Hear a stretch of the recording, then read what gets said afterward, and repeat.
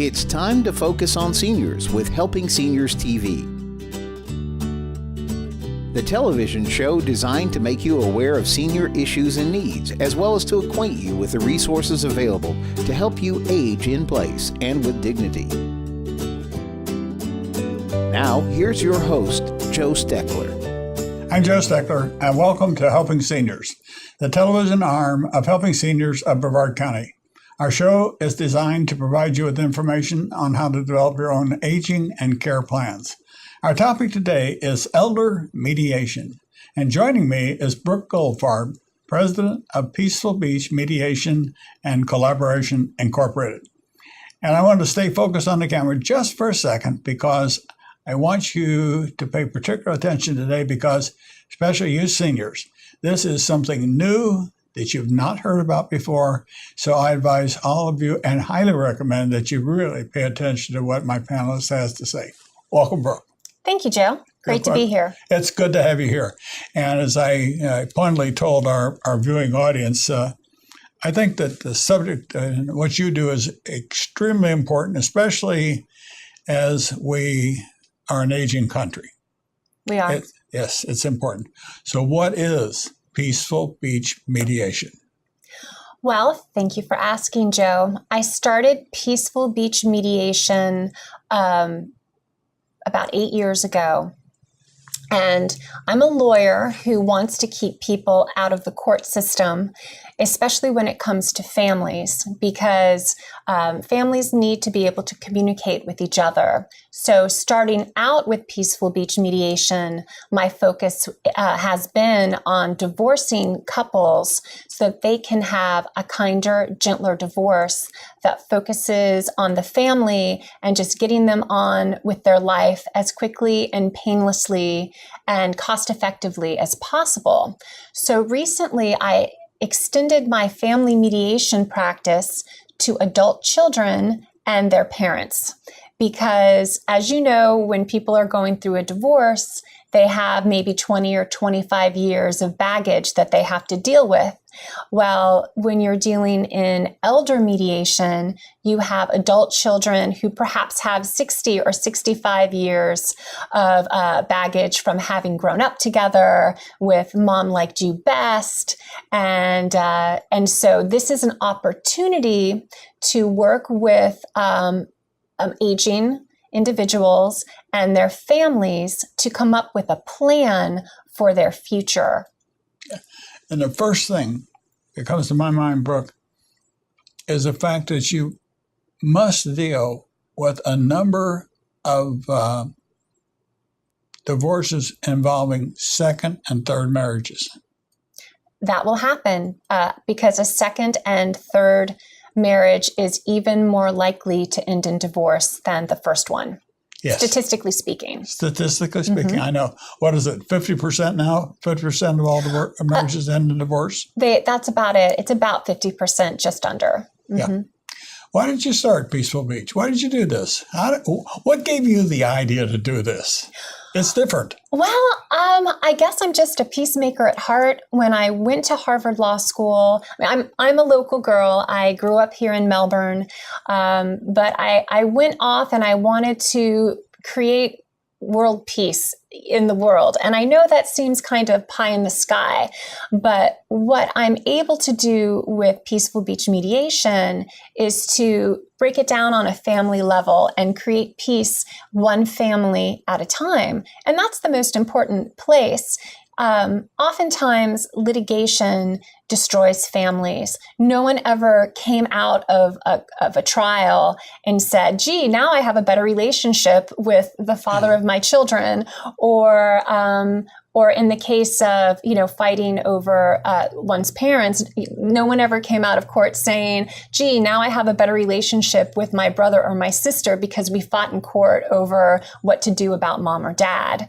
So my mission is to facilitate the communication among family members to empower them to solve their own problems, which it not only is cost effective for them, it can be transformative and therapeutic, and also be a way to if not to heal the relationship, at least to do no further damage. You know, the word that came to my mind was rebuilding a family. Yes, that would be nice. That would be nice. But I think you were something else it's important. And I don't know, Brooke, I'm going to ask her to give a little background, because I think, Brooke, that people would assume that a young woman that wants to be a mediator and solving marriage problems, divorce problems, you've got a pretty tough background. You went to Harvard Law School, but I would like for you just to briefly explain to our viewing audience what types of law you have practiced and what different areas of expertise you bring to this mediation process, because I think it's important. Oh, well, sure. Well, you know, I graduated law school in 1996. So for the past 18 years, I've practiced in multiple areas of the law. When I first graduated, I started out in the corporate world.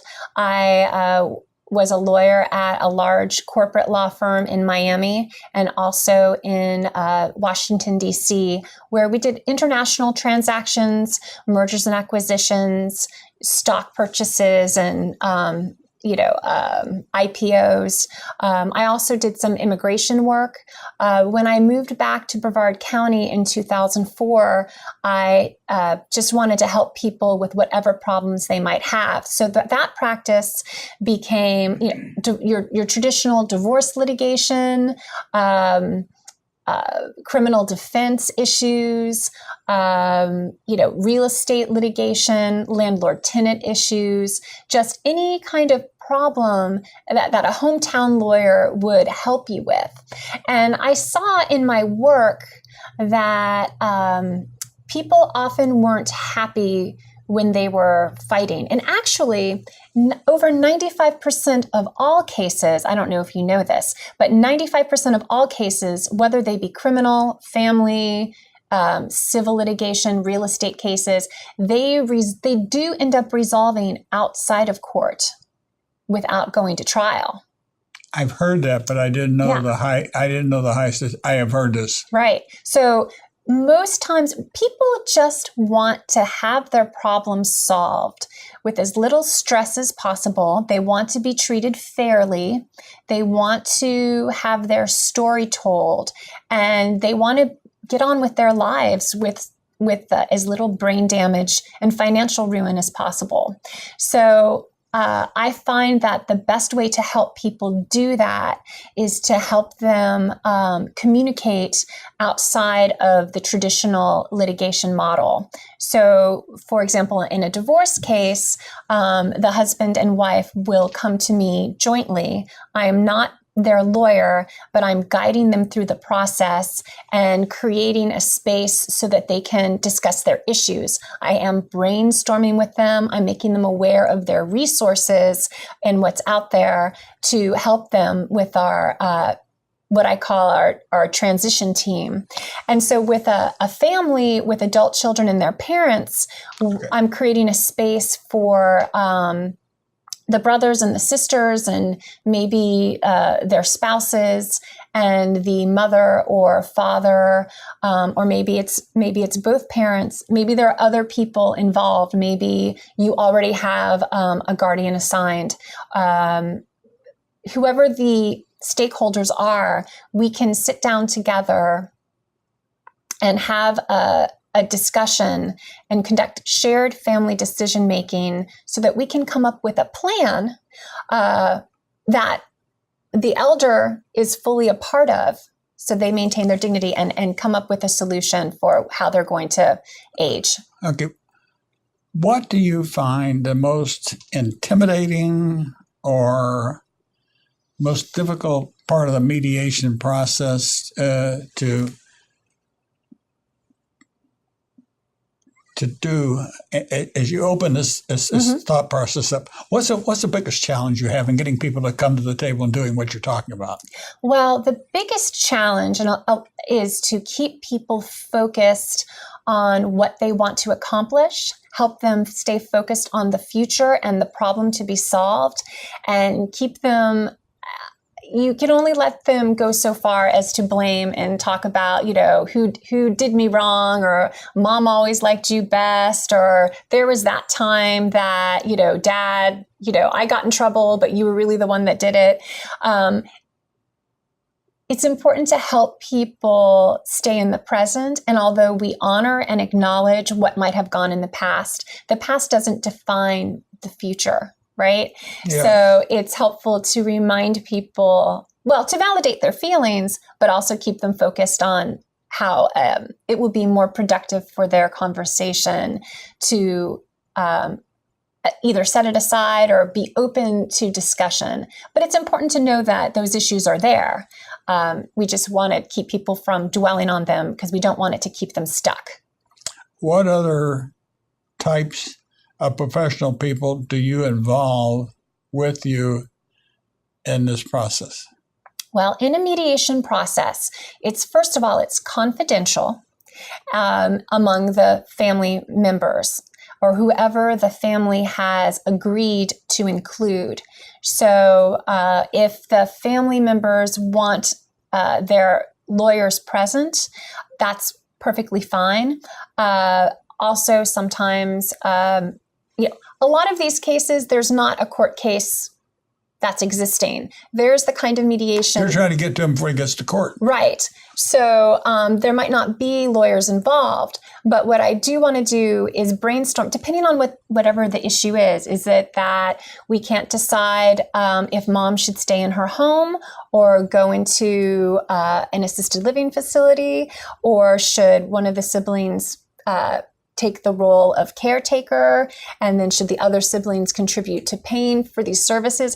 So oftentimes it's important for the family to know what their options are and what else is out there. So I think it's important to have the education of an elder attorney, for example, so that the mother or the father or all the other people can also know what to do with their estate planning purposes. Because my job isn't to plan their estate. My job isn't to force anybody to make a decision. My job is to create a space and brainstorm with the family and help and connect them to resources so that they can come up with a plan that works uniquely for them.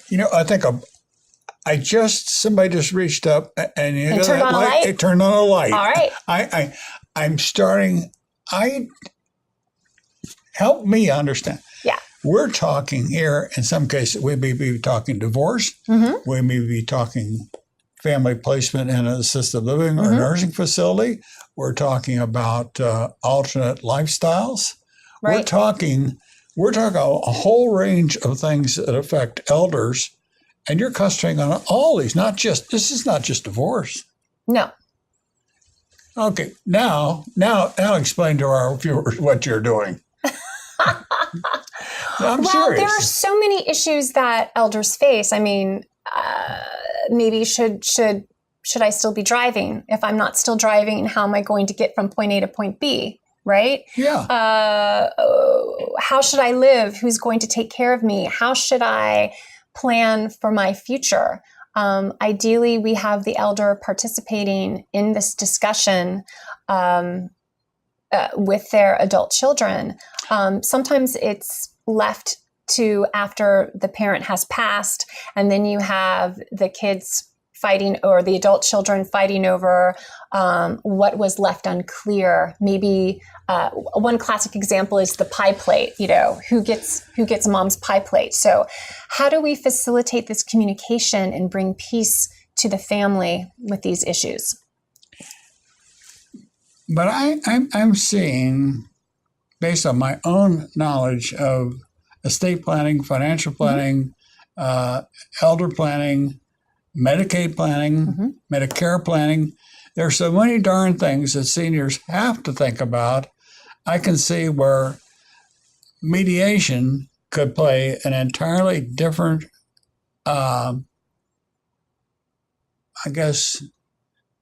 non-competitive role, right? And making the whole process smoother. Right. And that I didn't You didn't grasp understand that? I didn't well, understand you know, that. the Brooke. mediator is a neutral party. The mediator's role is not to take sides or to direct the family or to tell people what to do, but it is to facilitate, and maybe even sometimes project management is a good term, right? You're providing some professional leadership for the discussion to take place, and perhaps definitely writing up the plan for the family to follow, so that they have some guidelines to fall back on. It could result in referrals to different attorneys, financial planners, all of the many resources that are dedicated to helping people with their retirement and long-term living issues. Yeah. So what you're doing is sort of facilitating a change in lifestyle. Right. Facilitating that transition. Mm-hmm. Right. But I thought when we first started talking about this, it was more had to do with a breakup of a divorce, make it a more amicable. That's not what it is. That's part of it. That is part of it. But the elder mediation itself is about helping the elderly person maintain his and her dignity while they're having discussions with their adult children about important end-of-life issues and resolving those disputes so that whoever's left, that they're leaving their family with peace when they move on. Oh, that makes sense. So it's just like when you're planning your estate, you're trying to create something so that your children don't have a burden. So this is a way to bring the family together and talk about the important issues of the mom or the dad. What you're trying to do is help get both a couple of generations pointed in the right direction. Absolutely. And I can see if you go into a situation with animosity and you're not willing to listen to the mediation process, you're sort of dead in the water from the very start. Your job is to facilitate getting parties to talk to each other, to work together, to see if there's an alternative plan that is satisfactory for both the younger and the older generation. And among all of the different people who might have this conversation, absolutely. The point is for them to make their own decisions rather than together, to come up with their own plan together rather than hand it over to a court who, the judge really does not want to have to make decisions for your family, right? Yeah, I know. It's not his or her family. The judge would really rather that you talk with your children and come up with what makes the most sense for you, because it's your life. It's your life, and it's your end of life, and what's going to be left after you're gone, your legacy. But do you find that one of your challenges is to get the senior people to realize that they need to have powers of attorney, their planning done, their funeral arrangements, that things need to be sort of locked in stone before it's too late, so you can prevent problems from happening? It would make the most sense to be a part of the discussion while you're still here and still have the capacity to express your wishes clearly. So as scary as I think it is very scary for people to acknowledge their mortality. And maybe they think if they don't talk about it, it won't happen. Go away. Right? It won't go away, no. But I think that if a senior is willing to have the discussion with their children, that they will have a peace of mind and give their children peace of mind. So that, because once you have a plan, because people don't want to talk about it because they're afraid. They're afraid of the unknown and they feel like they don't have control. But this is a way for them for the family members and especially the elder to take control of the process by having the conversation and coming up with a plan rather than have people make decisions for them. what got you involved, or what attracted you to doing something like this early on? You were essentially a corporate lawyer, a trial lawyer, but those are the two big things I sense. Joe, I love people and I want people to be okay. And I'm very community oriented. This is my community. I was born and raised in Brevard County. I care what happens to the people here. And as I said, I'm a peacemaker. I want to, it happens in the family. We take care of our community is only as strong as the people within our community. And we find our strengths within our family, God willing, right? And so to the extent that I can strengthen our community one family at a time, it's much more rewarding than having to tear something apart in a litigation perspective. It's important for lawyers do very important work, and I'm so thankful for them. But what I really enjoy doing is building people up, finding areas of commonality where people didn't think that they had anything in common. That's exciting to me. Building relationships is exciting. Okay, but what are some of the things that you would like for our viewing audience to take away from what you're telling us today? Because quite frankly, it's pretty mind-boggling when you think about getting people that are angry or have got their mind set on a divorce, or they don't want to share assets, or they don't want to talk to children. There are so many reluctances in every part of this thing. How do you get them to work together? You want to say, talk about it. You'll feel better, right? I think of a certain generation, there was a thought that there is a shame and so that you were supposed to keep things inside and not talk about how you really feel. But it's really important for anyone's self-esteem, especially someone who's facing end-of-life challenges, to have the talks with their children, come up with a plan before the plan is forced upon them. So if I were to leave you with something, with your viewers with something, I would say, have the conversation. A mediator, an elder mediator, can help you do that, because I'm the neutral person that can guide you and your children through this discussion, whatever the discussions are about. And there's as many issues as there are people, and many issues, for the same person. Yeah. So it's helpful to have a professional that doesn't have any baggage, because I did not grow up in your family. I was not married to you.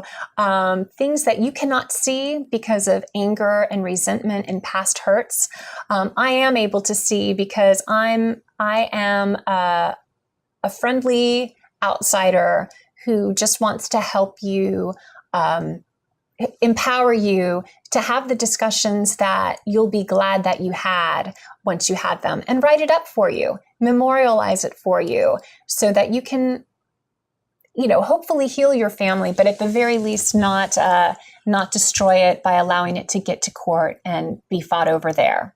You know what I'm thinking, Brooke, as I'm listening to you talk.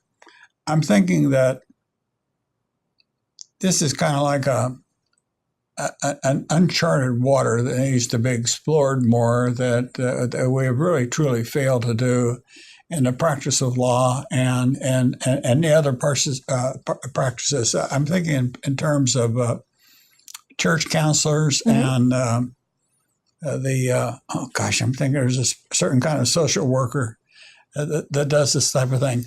You've taken it to a new level where we're bringing the practice of law and what happens in a divorce in a perspective where people can see it better. And I think this is something, one of the questions I hear, how can one learn more about mediation and shared family decision-making? And you hit on the decision-making a little bit, but how important is this decision-making as part of your mediation process? Well, it's very important, because that's what we're doing when you get the family, whether they be a couple or they be siblings and their parent when they come together.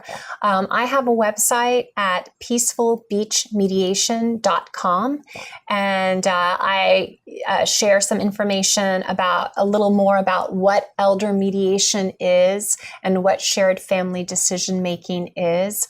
There is, if you Google elder mediation, you can find many resources. I think the thing is that people don't know about it.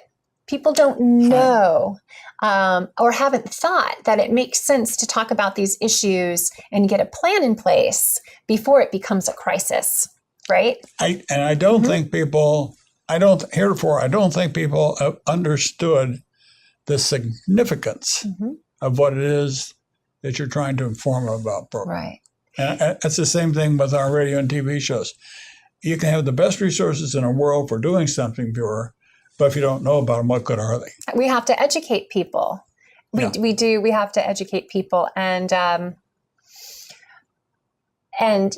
said that it's better to plan before there is a crisis, but a mediator can also help once there is a crisis, because again, bring people together, help them talk it out, help them come up with a plan of what are we going to do now, and not have it forced upon them by a judge or an outside force. And how many people do you find that simply don't want to talk about what their own personal problems are?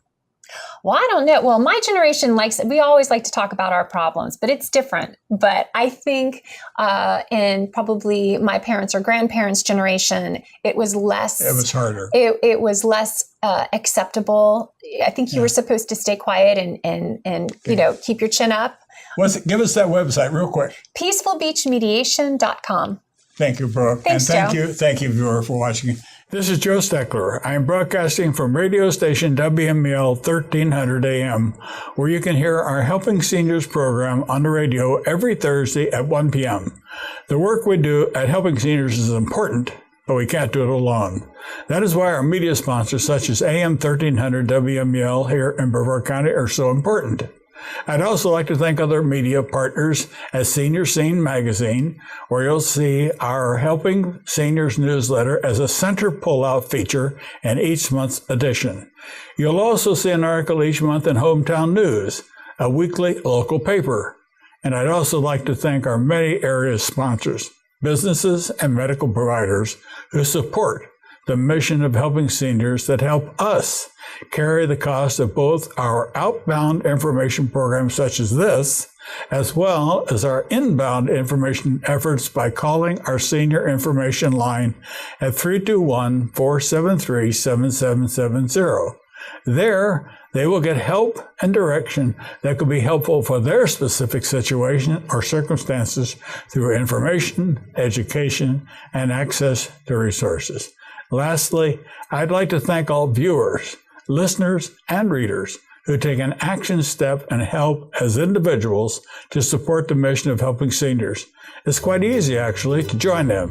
You can call us at 321-473-7770 to get involved as a partner with Helping Seniors, or you can also donate directly on our website at www.helpingseniors.org. Thanks so much for your help. It does make a difference.